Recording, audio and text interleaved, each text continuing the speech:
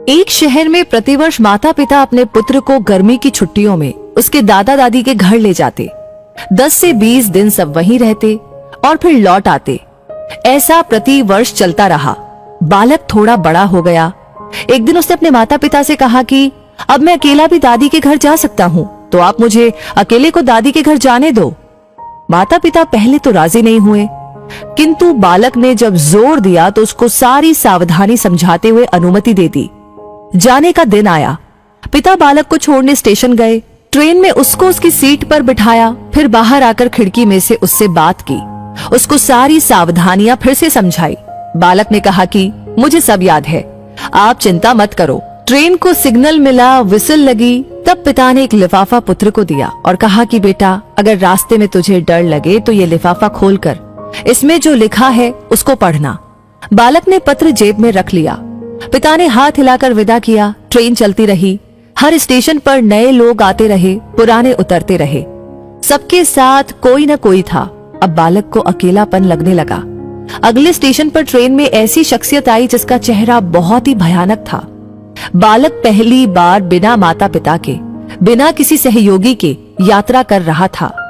उसने अपनी आंखें बंद करके सोने का प्रयास किया, परंतु बार बार वो भयानक चेहरा उसकी आंखों के सामने घूमने लगा।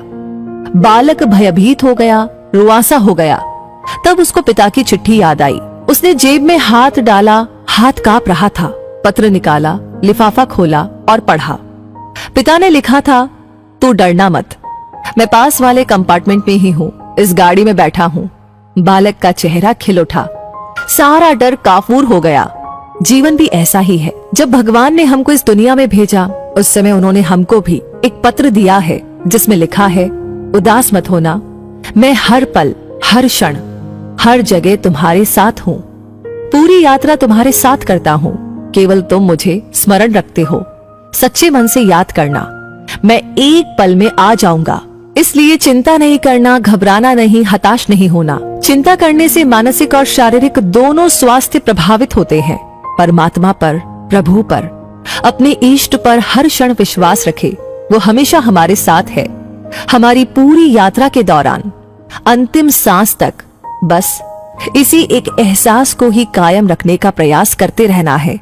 सब कुछ उस परमात्मा पर छोड़ दे जिसकी मर्जी के बिना एक पत्ता भी नहीं हिल सकता। तो दोस्तों, ये कहानी आपको कैसी लगी? अपनी राय हमें जरूर शेयर कीजिए कमेंट सेक्शन में लिख करके। लाइक आपने ऑलरेडी कर दिया है तो फिर अगला काम है जो बहुत इंपॉर्टेंट है, और वो है कि इस वीडियो को